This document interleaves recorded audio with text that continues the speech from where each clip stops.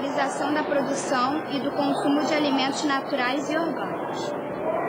Precisamos mudar nossos hábitos alimentares para a escolha de alimentos saudáveis, sensibilizar agricultores para práticas de cultivo com adubo orgânicos e inseticidas naturais, e dizer não para o plantio e o consumo de transgênicos.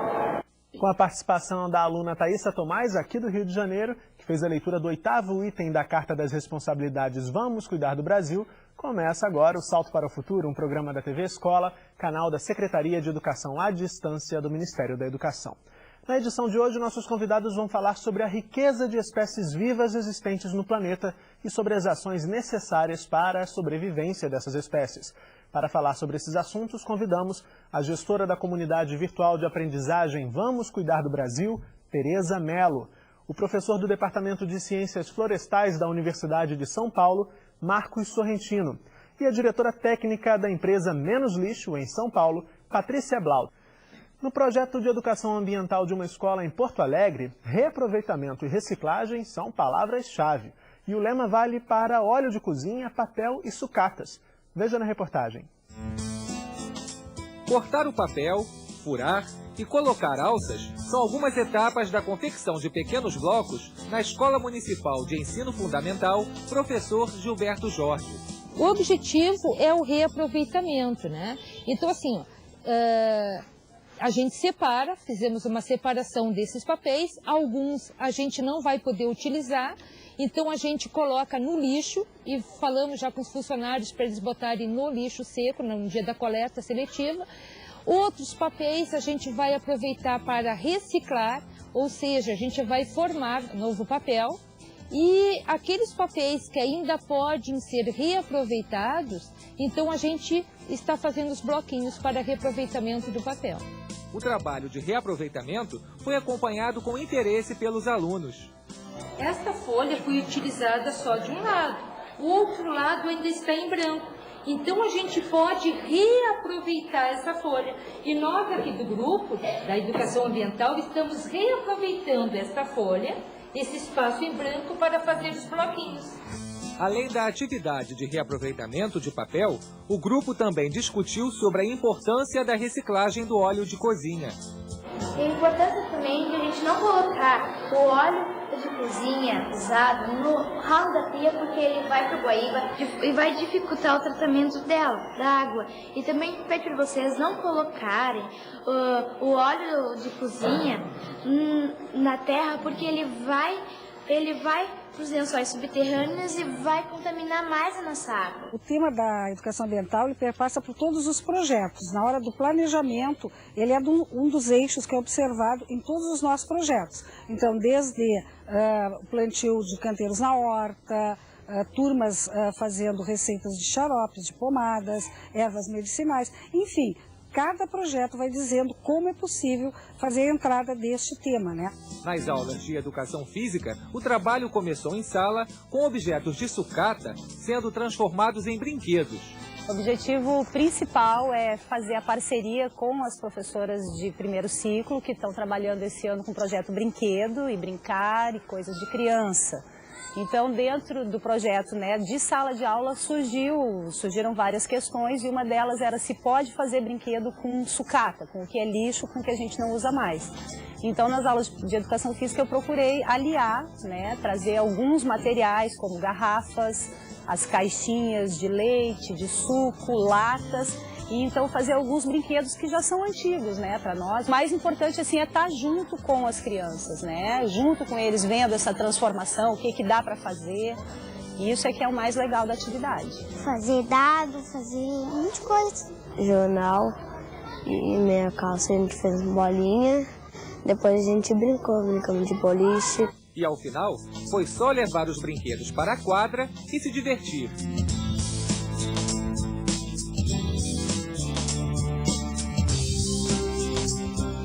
O nosso projeto político-pedagógico tem uma grande questão, um grande eixo, que é trabalhar a questão da autonomia e da autoria também para os alunos, não só para os adultos, mas para os nossos alunos.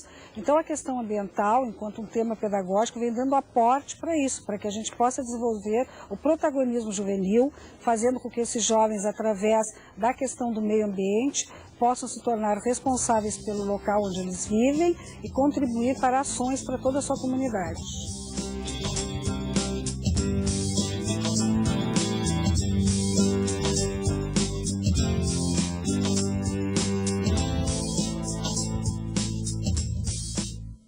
Começando o Salto para o Futuro, gostaria de agradecer aos nossos convidados pela presença aqui no nosso estúdio.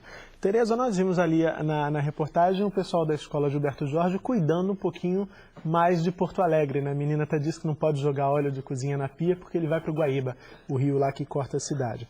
E você é da comunidade virtual de aprendizagem Vamos Cuidar do Brasil. O que é essa comunidade, Tereza? Bem, boa noite a todos. Muito obrigada pelo convite. Acho que é bom a gente falar sobre o que é uma comunidade virtual de aprendizagem antes, né?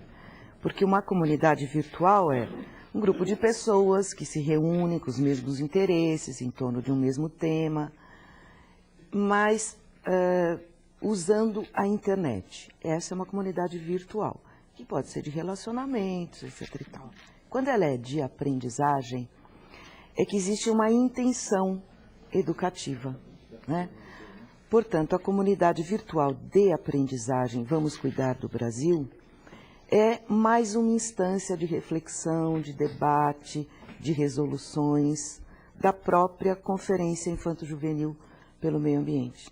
Agora, na terceira versão da Conferência Nacional Infanto-Juvenil pelo Meio Ambiente, existe este outro espaço para a conversa, a prosa e a troca entre a meninada toda que vai participar da conferência. É um espaço, então, que está destinado aos alunos, às crianças e aos jovens que vão participar da conferência. Que vão participar da conferência, para que eles possam ir lá, mostrar o que estão fazendo, né? E ver o que os outros estão fazendo para cuidar do Brasil, que é o lema da conferência Infanto Juvenil. Certo. Patrícia, a gente também viu na atividade, inclusive com a participação da professora de Educação Física, os meninos e meninas ali aproveitando materiais, reaproveitando materiais. Sucata, né, como o Sérgio disse na reportagem. Cuidar do lixo também tem a ver com biodiversidade, Patrícia? Não, com certeza. Eu acho que muitos de nós já ouvimos falar assim, do impacto do lixo no ambiente, né? Se discute muito, se a gente joga plástico equivocadamente, né, de forma inadequada, isso vai parar na barriga de tartaruga, que confunde com águas vivas, a gente imagina jogando lixo no rio, né, matando peixes e tal. E quem nunca ouviu falar que o plástico lá no meio ambiente dura 100 anos até poder se desintegrar? Mais ainda. Então, acho que tem tudo a ver a questão, né, do impacto da destinação do nosso lixo sobre fauna, flora, diversidade. Mas se a gente mais e mais também pensar na origem do lixo, a gente vai ver que ele tem tudo a ver com, né, preservação de ecossistemas, de espécies. Então, no caso da escola que abordou o papel, né? É muito interessante reaproveitar e depois reciclar, mas a gente tem que fundamentalmente parar para pensar de onde vem esse papel, né? Quer dizer, evitá-lo na produção dele como lixo, mas pensar assim, bom, de onde vem esse eucalipto, como é que é o plantio desse eucalipto, é reflorestamento de verdade, não é? Qual que é o consumo de papel hoje que leva, de repente, ao plantio de eucalipto invadir o cerrado, com todas as suas espécies super preciosas, a gente planta eucalipto no Pará, né?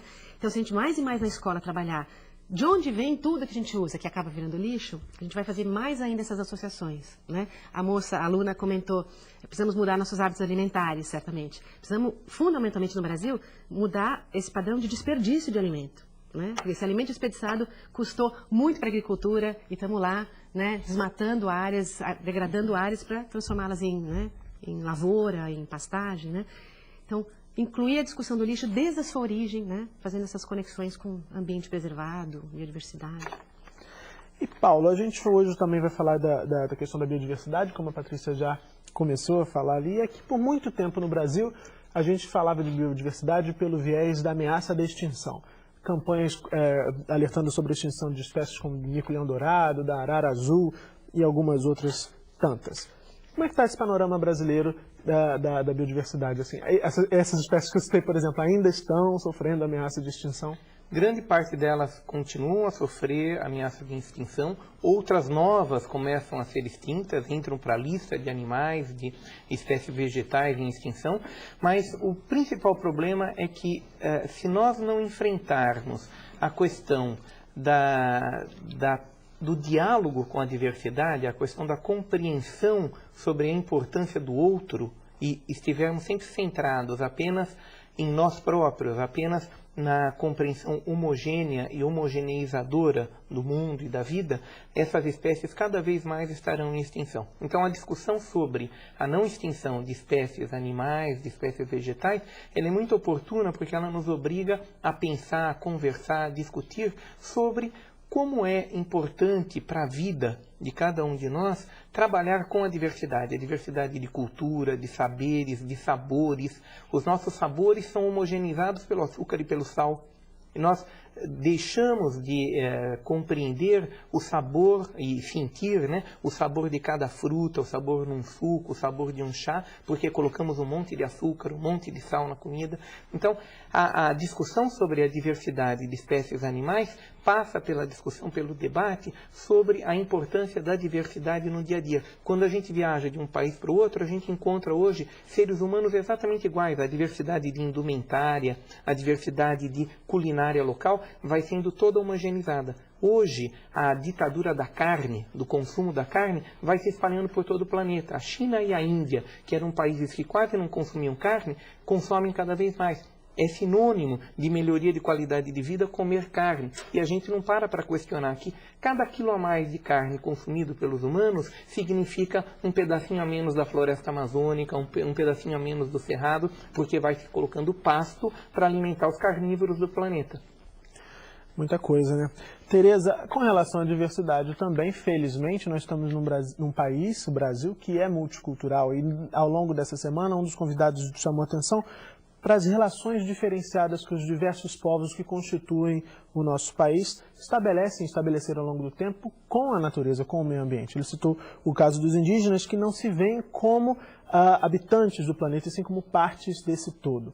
Queria que você falasse como é que a escola pode se valer, pode trabalhar essa questão dessa diversidade para poder atuar aí na perspectiva da educação ambiental.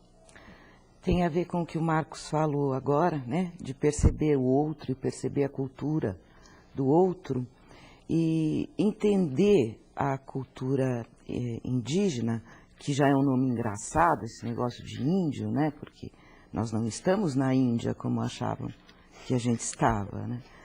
Mas entendê-los não é uma coisa simples. E o trabalho com isso não pode ser superficial, né?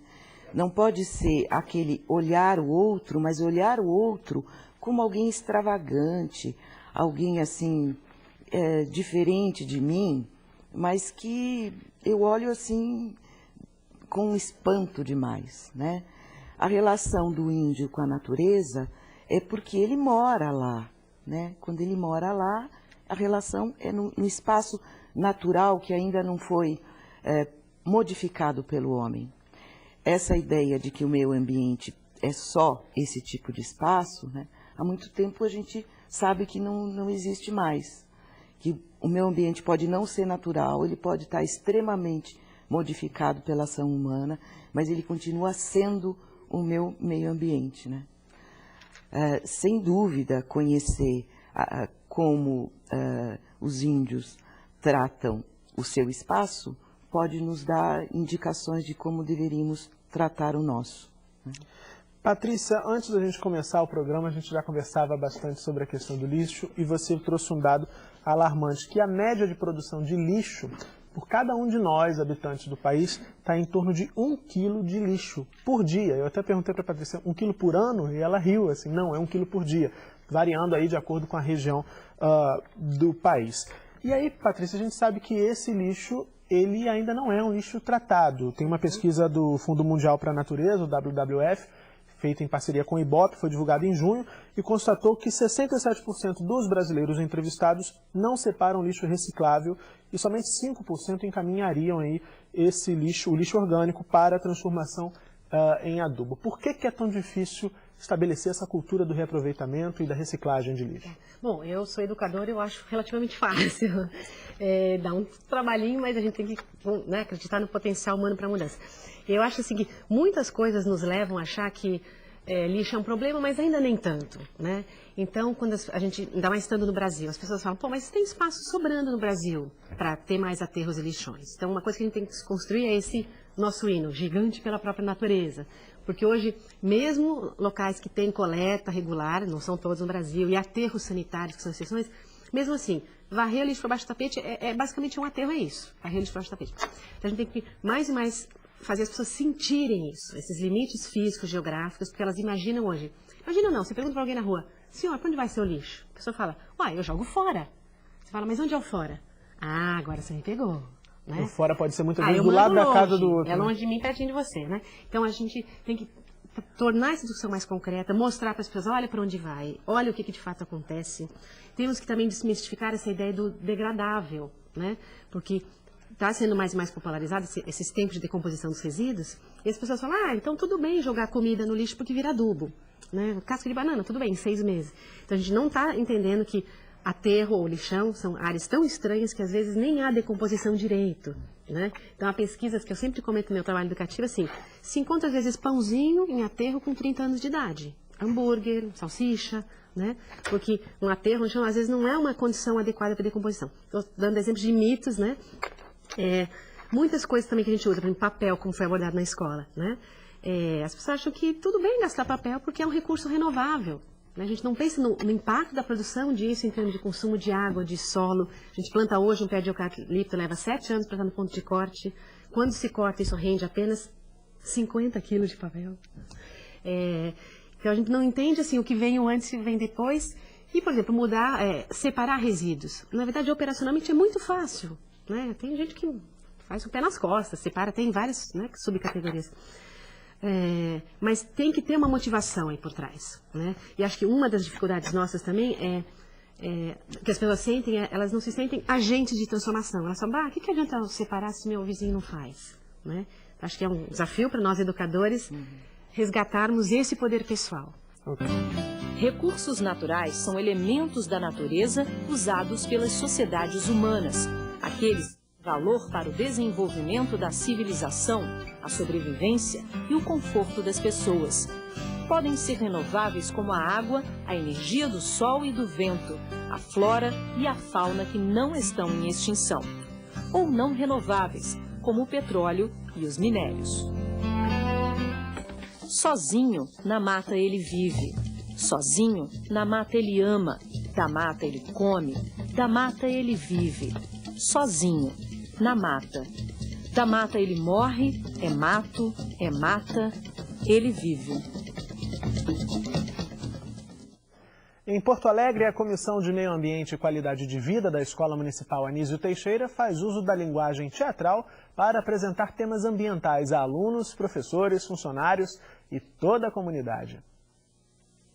Através da primeira Conferência do Meio Ambiente, em 2003, ficou deliberado pelos próprios jovens que cada escola deveria ter uma comissão de qualidade de vida e meio ambiente. A ideia central da apresentação de fantoches foi divulgar as ações da Convida, a Comissão de Meio Ambiente e Qualidade de Vida, na Escola Municipal de Ensino Fundamental, professor Anísio Teixeira. A gente organizou várias atividades, só que a gente percebeu que com as crianças não adiantava fazer palestras. E tinha que ser alguma coisa mais lúdica, até porque dava uma conotação de brincadeira. E aí as crianças gostavam de participar. Outra apresentação feita pelos integrantes da Convida desta escola trabalhou o tema Segurança Alimentar. Soneca, a couve sapeca, tenho folhas bem verdinhas, usadas em saladas e sopas bem quentinhas. E presta atenção, comigo não, doenças no fígado e no rim, não querem nem saber de mim. Esse tema da segurança alimentar recebeu uma ênfase maior a partir da segunda conferência, porque a gente tem algumas questões importantes aqui na escola. Primeiro que a gente tem uma dificuldade em relação a salgadinhos e bolachas recheadas, porque existe até um mercado próximo onde é comercializado esse material, e na escola a gente tem uma dificuldade em relação ao lixo, muita produção de lixo em função da alimentação que eles consomem. Então a gente tinha que criar hábitos alimentares saudáveis. Se uma pessoa come porcaria, só come besteira, ela pode ser obesa ou desnutrida. É bom suco, salada verde. A terceira encenação dos integrantes da Convida apresentou a dengue e o mosquito transmissor da doença. O Aedes transmite a doença, mas existe um jeito de se prevenir dela. Vamos eliminar os locais de reprodução dos mosquitos. Não deixando água parada, não deixar lixo nas ruas. Não deixar vasinho de planta com água. Não deixar caixa d'água aberta. A prevenção e os cuidados com a alimentação são alguns dos assuntos envolvidos no projeto de educação ambiental da escola. A educação ambiental é um processo de inclusão muito grande, né? E trabalha diretamente com a questão da violência, né? Com valores, principalmente valores, né? De amizade, solidariedade, o cuidado.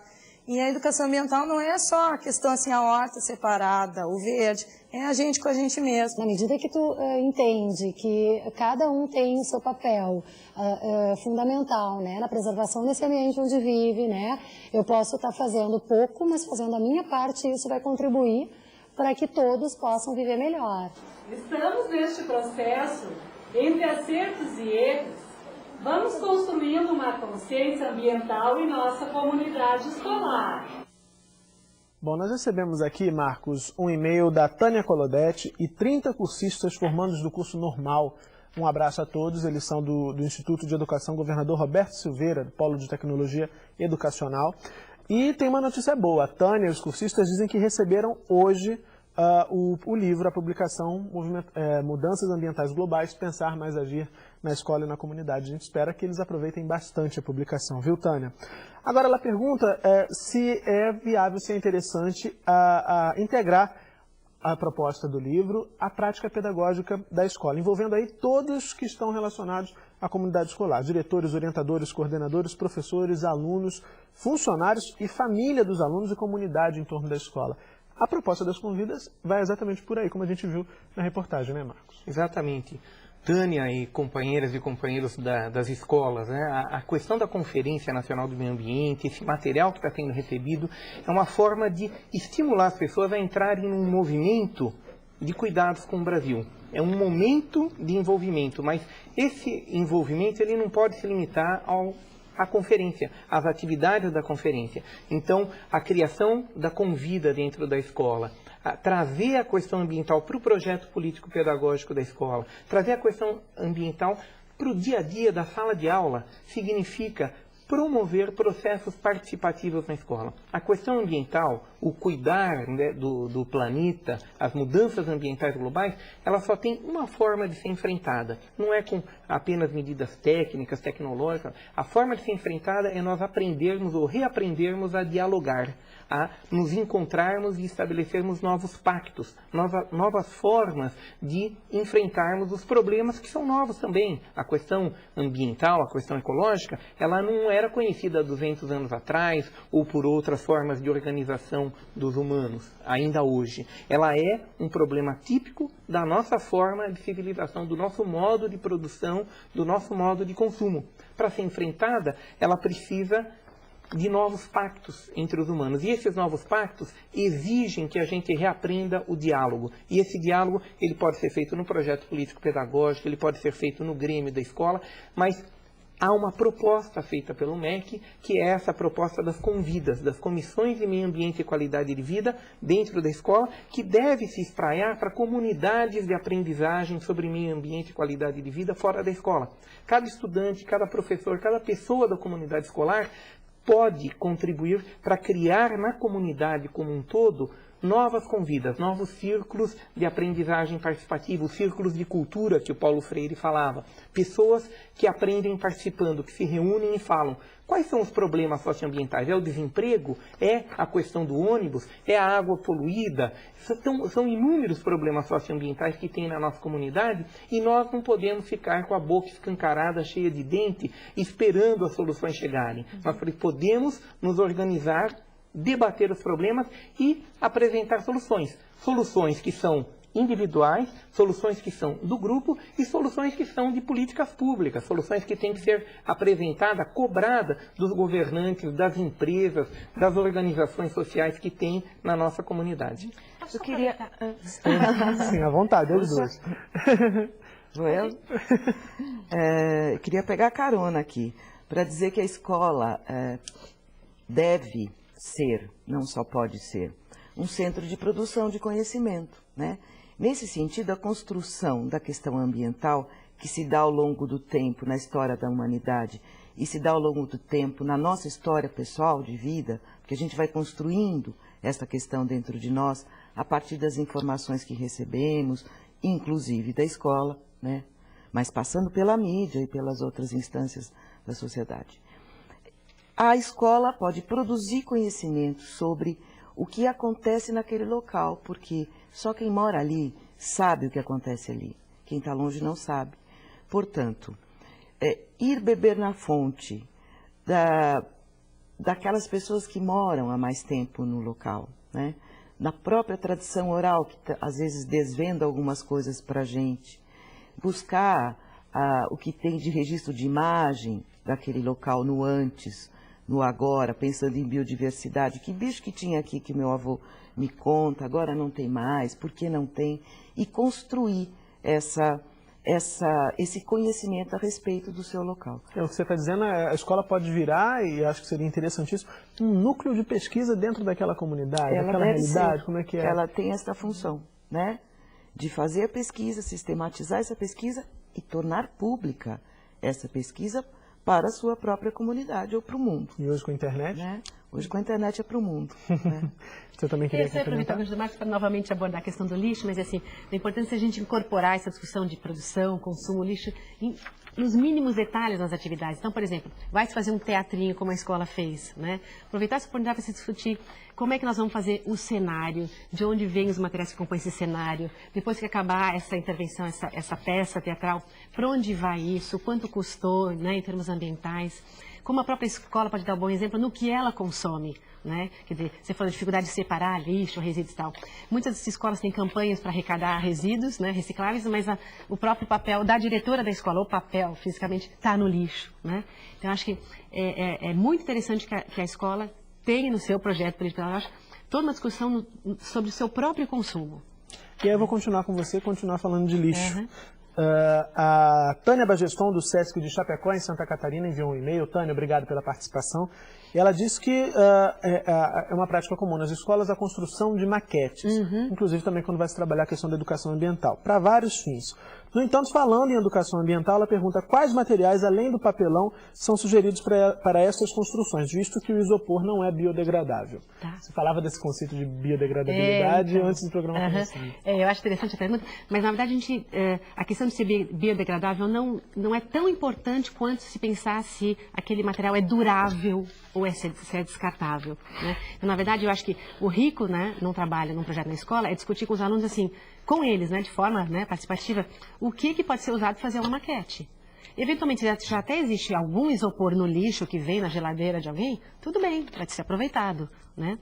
Mas a questão é pensar como reutilizar ao máximo materiais, né? Não pensando só no material em si, mas se é descartável ou não. Aqui, voltando até ao bom exemplo da escola, eu trabalho muito com professor também, os professores se engajam em programas, mas você vai na sala dos professores, assim, tem milhões de copos descartáveis, né? Então, assim, nada contra o plástico, né? Porque o plástico demora para degradar. É a questão do impacto da produção desse copinho, com a sua embalagem, com a sua caixa de papelão, que tudo bem é mais biodegradável, é mais renovável, mais a história do eucalipto, que eu já falei, né? Então, como a gente usar coisas, considerar esse impacto e aumentar a vida útil delas. Então, a maquete pode ser do que tiver disponível, que já foi lixo, inclusive. Desde que dure, né? Desde que dure. E aí é muito interessante a história do copo descartável, a gente vai voltar a falar dela, aquela questão dos mitos que você me dizia antes da gente começar o programa. Marcos, mais um e-mail enviado pelo pessoal de Chapecó, eles querem saber como abordar com crianças de classes mais baixas, que inclusive moram em áreas ribeirinhas, a conservação e limpeza das residências, plantio de árvores, enfim, a conservação do meio ambiente. Olha, com crianças de classes mais baixas e de classes mais altas, né? Com todos nós precisamos abordar a questão da conservação do meio ambiente, a questão da bacia hidrográfica, né? Trabalhar essa visualização de unidade da vida, seja ela numa sanga, né? Seja ela num pequeno córrego, seja ela no Rio Amazonas, é muito importante para as pessoas irem percebendo que hoje o planeta Terra é uma única vida. Né? E o que nós fazemos no fundo do nosso quintal repercute na vida de muitas outras pessoas, humanas e não humanas, né? De humanos e não humanos. Então, há diversas possibilidades para se fazer isso. O antigo estudo do meio, né, precisa ser resgatado. Às vezes a dificuldade para sair da escola para fazer o estudo do meio pode ser feito no fundo do quintal, pode ser feito no quintal de cada criança, na praça mais próxima da escola. Né? A capacidade de observar a sua realidade socioambiental é algo que deve ser desenvolvido e pode ser estimulado por simples convites, onde as pessoas façam isso que a Tereza disse, né? Entrevistem os moradores mais antigos, procurando recuperar a história, procurando conhecer o processo de transformação dos alimentos. Então, tanto as crianças mais pobres como as crianças mais ricas padecem, eu acredito às vezes que a classe média e as crianças mais ricas padecem mais ainda de um processo de alienação sobre o seu próprio presente. Isso que a Patrícia tem enfatizado sobre a história de cada material, de onde vem o papel, para onde ele vai, cada objeto do nosso cotidiano, ele hoje é extremamente alienado do nosso conhecimento e nós utilizamos automaticamente. Muito mais ainda a questão do videogame, das máquinas caixa preta, que a gente não sabe nem como é que funcionam.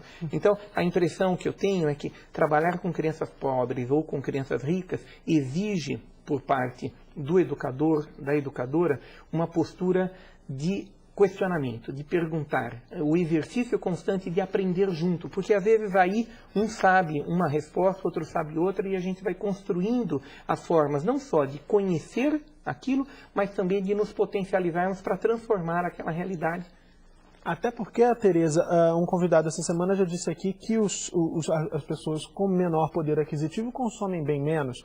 E para as pessoas que têm maior poder aquisitivo, o consumo é mais fácil e muitas vezes também pode parecer mais fácil a ideia de descartar aquilo que está se consumindo. Né? Queria que você falasse um pouquinho como é que a escola pode trabalhar nessa reconstrução de valores nesse sentido. Quando nós falamos em consumo, o trabalho na escola é um trabalho de Hércules. Porque nós estamos em uma sociedade que é baseada no consumo. E o consumo é um consumo para todas as classes, é um consumo segmentado mesmo. Existe o apelo do consumo, ele se oferece igualmente para todas as classes a partir de produtos diferenciados para cada classe, né? Mas o apelo é o mesmo. Eu não tenho ideia se o descarte, por exemplo, é diferente, né? Sem dúvida pode ser, mas trabalhar consumo é difícil, é difícil mesmo porque a própria mídia não trabalha isso, não interessa muito. Não trabalha como deveria, né? Trabalha em prol do consumo. Muito. E se associa consumo à qualidade de vida. Então, quando se quer saber se melhorou de qualidade de vida, se diz, se consome mais. E se nós perguntarmos para nós próprios, se nós queremos deixar de consumir, deixar de ter o kit civilização, né? Todo mundo quer ter notebook, televisão, fogão, geladeira, carro, a gente não quer deixar. Mas nós precisamos discutir isso. Claro. Qualidade de vida é consumo? Sim. E acho que aproveitando, assim, que sem dúvida é um desafio trabalhar a questão do consumo consciente na escola, mas acho que uma coisa que algumas escolas têm feito é explorar mais a questão da propaganda. Porque a propaganda, claro, só existe para vender o que não é necessário, né? Alguém já viu aqui uma propaganda de uma mulher maravilhosa oferecendo assim, use coador de pano? Não tem, quer dizer, todo o esforço da propaganda é assim, mulher atarefada, vai lá, use filtro descartável, né? Então, eu acho que a gente vai conseguir avançar nessa questão de consumismo dentro da escola, se a gente escancarar um pouco essas coisas e rever até esses termos, porque hoje as pessoas falam, pô, mas o meu celular é mais moderno que o seu, como se fosse sinônimo moderno e melhor, né? Violência é mais moderno, AIDS é mais moderno do que catapora. É preferível ter catapora a AIDS, né? Tantas coisas mais modernas, água de coco em caixa longa-vida, caipirinha em pó, né? A gente até brinca, sexo virtual é bem mais moderno, né? Então, acho que é um trabalho de desconstruir até essas palavras, né? O copo descartável é um avanço tecnológico. Avanço em que direção? Em um retrocesso ambiental, né? Desde 1988, no Brasil, a Lei de Crimes Ambientais determina a criminalização do desmatamento. Ela responsabiliza quem desmata, quem armazena a madeira e quem vende, além de enquadrar a compra, a venda ou qualquer outro negócio que envolva animais silvestres como crime inafiançável. Mais recentemente, foi regulamentada a criação de animais silvestres em cativeiro. Ei, Pintacilgo, oi, Pinta-Roxo, Melro, Uirapuru, foge asa branca, vai Patativa, Tordo, Tuju, Tuim, Xote é sangue, Xote é fogo, Xorroxinol sem fim, some coleiro, anda trigueiro, te esconde colibri, bico calado, toma cuidado, que o homem vem aí, o homem vem aí, o homem vem aí. Ei, Pinta-Silvo, oi, Pinta. Que imagem triste. Salto para o Futuro está de volta. Hoje estamos falando sobre a riqueza de espécies vivas existentes no planeta.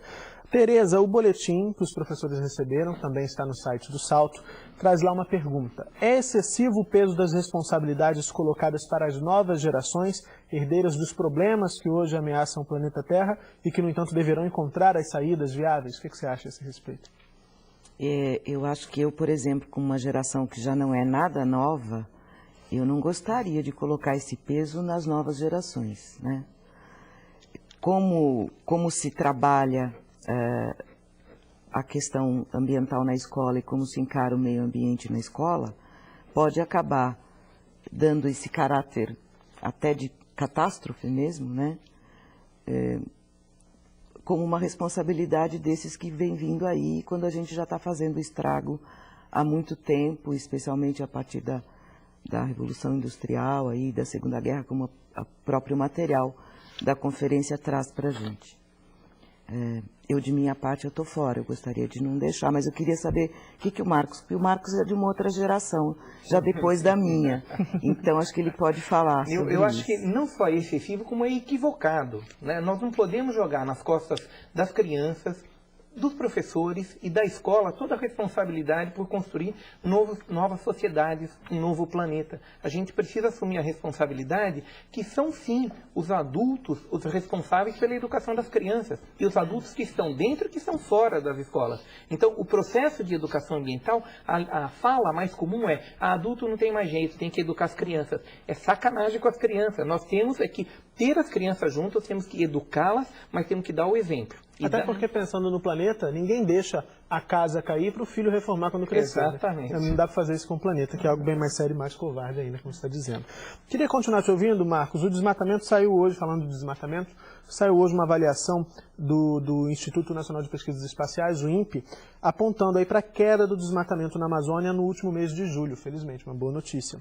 Mas ainda assim, 323 quilômetros quadrados de floresta foram destruídos, uma área quase igual à da cidade de Belo Horizonte.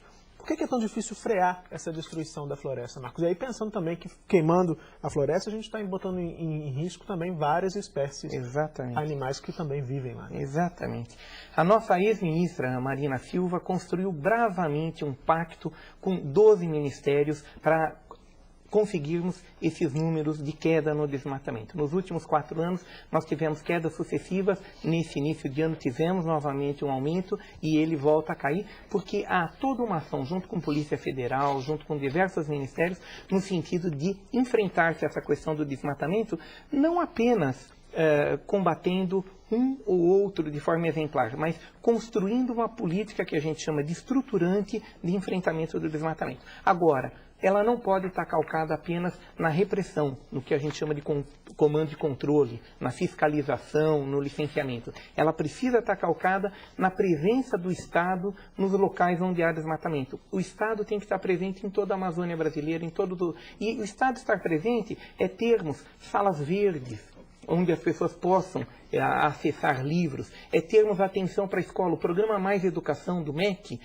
adotou os 3 dos 36 municípios de maior desmatamento, e no semestre que vem vai começar a trabalhar com os 36 municípios maiores desmatadores, para dizer: não, municípios, vocês não vão ser apenas punidos por desmatarem, vocês vão ter a presença do Estado, trazendo a escola de tempo integral, trazendo a lógica de que a educação das crianças não se faz só dentro da escola, mas se faz no bairro, se faz em todo o município. Então o Estado precisa estar presente para contribuir para a diminuição do desmatamento.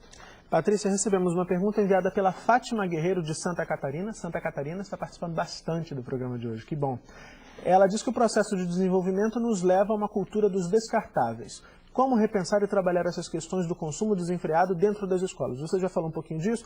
Eu queria colocar uma pimenta na pergunta da Fátima. Você dizia também para mim, antes do programa começar, que a gente tem alguns mitos em relação a essa cultura dos descartáveis. E aí você elegeu como ícone ali o copinho descartável. Você falou, por exemplo, do terrorismo sanitário. Queria que você esclarecesse, dissolvesse esse mito. Não sei se eu vou conseguir, mas bom, o terrorismo sanitário, assim, é uma coisa que está aí que nos leva a achar que tudo é perigoso, bactéria, fungo. E como eu sou da área de biológica, sou bióloga originalmente, hoje eu sou mais lixóloga, mas já fui bióloga, as pessoas têm horror à bactéria. Elas esquecem que tem flora intestinal, bactéria, esquecem que comem fungo, cogumelo, essas coisas todas. A gente tem hoje, por exemplo, leite esterilizado longa-vida. Para que você precisa de um leite esterilizado se o lactobacilo é um nutriente, né? A gente tem paninhos que você compra bactericidas, né? Eu conheço mães que lavam os filhos dão banho no filho com água mineral. E outra que escova o filho de cima a baixo com sabonete, né, bactericida. Então tem toda uma coisa aí que nos leva a achar que a asepsia é ideal, né? E, por exemplo, o copinho nessa discussão seria uma coisa mais higiênica, né, um copinho descartável, do que eu ter a minha própria caneca ou copo. Na verdade, aliás, só uma última curiosidade. Tem uma máquina de lavar roupa que lançaram, Super Power Plus, né? Que ela solta íons de prata que destroem as membranas celulares das bactérias. Então, olha que incrível, você esteriliza suas roupas, só que dentro da máquina, né? No momento que você abre a portinha, volta ao mundo real. Então, a gente tem que parar um pouquinho com isso, porque, em parte, esse consumo descartáveis tem a ver com esses medos todos. E se a gente está saudável, não tem problema, tem bactéria aqui, e a gente sobrevive. Então, esse discurso todo da mídia, da publicidade é fantástico, né? Se a gente olhar assim, é sedutor o tempo inteiro. O importante é que a gente possa, e aí o que você está fazendo exatamente, desenvolver um discurso que possa enfrentar, argumentar. Assim, peraí, para que eu preciso do íon de prata? Porque a propaganda nasceu para isso. A propaganda surgiu para vender excedente de produção. Essa é a origem histórica da propaganda. Então a gente vai ter que discutir propaganda na sala de aula, né? Senão a gente acha realmente que cerveja desce redondo, que se, né, conversa com o carro, né? Então, a gente tem muitas coisas aí para serem trabalhadas. A questão do celular, né, que é um outro assim. Eu pego o copinho como exemplo, mas o celular hoje é incrível. Ele é um lixo. Não é um problema só da bateria. As pessoas me perguntam o que fazer com a bateria.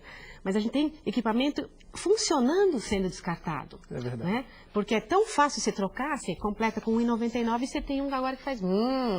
Passado um mês, você tem outro que tem luzinha, né? Então, a gente vai ter que puxar o freio de mão, né? Para entender que isso é insustentável. Você fazer um celular desse tamanhinho, você cria rombos em ambientes naturais, às vezes florestas, subsolo, né?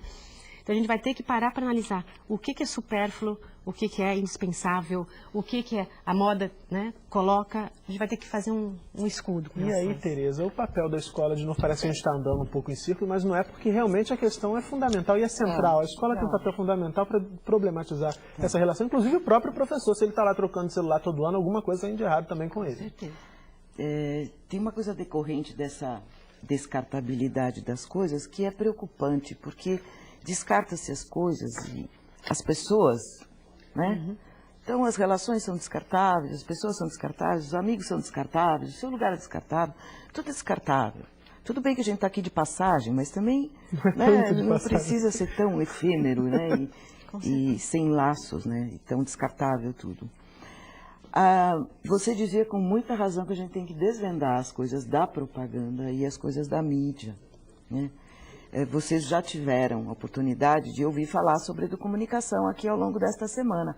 Eu sei que a Graça esteve aqui falando sobre isso também. Eu gostaria de reforçar a importância de levar essas crianças a serem produtoras de comunicação e não só consumidoras de comunicação e de informação. Porque sendo produtoras, trabalha-se, antes de tudo, com a produção do conhecimento a ser falado, né? Com a questão da autoria, que a professora disse na primeira reportagem, disse assim, com o meio ambiente a gente trabalha protagonismo, autonomia e autoria, né? Discutir a autoria desse conhecimento. E quando se produz comunicação, se desvenda os bastidores da maneira de se comunicar dos meios de comunicação social. Ou seja, produzindo jornal, rádio, TV, revista, internet, vídeo, eu percebo qual é a lógica da produção, e eu sei o que é, entendo o que é a produção comercial dos meios de comunicação, e, em contraposição, o que é usar os meios de comunicação social para a própria comunidade e de uma maneira colaborativa, né? Bom, isso se chama educomunicação. Pronto. É uma proposta que está no material que os professores está no material do passo a Brasil. passo. Tá certo. Marcos, recebemos aqui a pergunta da Maria do Socorro Martins, do Rio de Janeiro. Maria do Socorro, obrigado pela participação. Ela quer saber até que ponto as alterações climáticas afetam nossa biodiversidade. Com certeza, afetam e afetam muito. Há projeções falando de savanização da floresta amazônica, né? A floresta amazônica perder toda essa exuberância. Há estudos que demonstram a extinção de muitas espécies animais e vegetais. Então, a alteração do clima vai alterar muito o nosso modo de ser e estar no planeta. Enfrentar esse problema é prioritário e para enfrentá-lo nós precisamos conversar. Nós não podemos varrer para baixo do tapete fingindo que não é com a gente ou que é um problema dos outros. Não, é problema nosso, cada um de nós vai enfrentar esse problema, mas podemos enfrentar. O recurso necessário para fazer o enfrentamento das mudanças climáticas não é grande. Ele é muito menor do que os problemas que vão se acumular e a lógica que está sendo adotada, por exemplo, de começar a ver, bom, vai ter terra mais barato na Groenlândia, vamos comprar terra na Groenlândia. Bom, a gente já está aqui chegando ao final do programa de hoje. Antes, como você já sabe, é hora de ouvir as considerações finais dos nossos convidados. Queria começar, Tereza, por você. Quais são os seus destaques para o que discutimos hoje? Ou algo de novo que você queira trazer para o cursista agora no finalzinho do programa. É tanta coisa, né, que a gente conversa, a gente não pode ficar até mais tarde um pouco? Eu estou achando pouco tempo. Mas a gente pode Vocês pensar... ficam aí, vocês aguentam mais um pouquinho, porque é muita coisa para discutir. A gente pode voltar, certamente vai voltar a discutir esses temas aqui no Eu Salto. queria deixar um recadinho assim. Dentro da comunidade Vamos Cuidar do Brasil, nós podemos continuar essa discussão aqui. Principalmente a meninada que está participando da conferência ou não está, a criançada das convidas, né? Toda a comunidade escolar, toda pessoa interessada no tema, tem ali um espaço para conversar sobre isso. Eu gostaria de convidar para que entrassem. Entre no site www.mec.gov.br/Conferência Infanto 2008. Este é o site oficial da conferência. E todo o material que aquela escola recebeu hoje com tanta alegria, e todas as escolas irão receber, esse material também está lá, assim como está na comunidade, né, para consulta. Então entrem lá, conheçam o site e por ali vocês podem entrar na comunidade e participar com a gente lá e contar o que está acontecendo no Brasil inteiro. Vamos falar de biodiversidade, diversidade cultural, lá dentro também, né, pela internet. Ok, Tereza, muito obrigado. Vamos só colocar o endereço aqui na tela de novo, vou repetir, www.mec.gov.br/tá na tela, Conferência Infanto 2008, tudo junto, sem acento, está feito o convite da Tereza. Patrícia, por favor, suas considerações finais. Bom, como ela, eu queria pedir uma série exclusiva para lixo, né, que é muito rico. Tem um site também para deixar para quem quiser, Lixo 2, o retorno, é fácil, é menoslixo.com.br. Mas eu gosto muito de uma consideração final, que não é de autoria minha, de um lixólogo europeu, acho que é muito especial essa citação dele. Ele diz o seguinte, que o lixo mesmo não é nenhum problema, o lixo é só um sintoma de uma doença típica da nossa vida na cidade, né, numa sociedade muito industrializada. Segundo ele, é muito fácil ter menos lixo, basta a gente parar para pensar o que é felicidade. Ele defende, então, que a gente poderia ter muito mais felicidade e bem menos lixo se a gente tiver mais qualidade, menos quantidade, mais cultura, menos símbolos de status, mais conteúdo, menos embalagens, mais tempo com nossas crianças, menos dinheiro trocado, mais carinho, menos presente, mais charme, menos maquiagem e assim por diante. Então, tá certo, Patrícia, obrigado pela participação. Também vou repetir o site, www.menoslixo.com.br, para quem quiser mais fontes aí para discutir sobre lixo. Por favor, Marcos, agora suas considerações finais. Só retomando a questão das mudanças socioambientais globais, o aquecimento do planeta, né?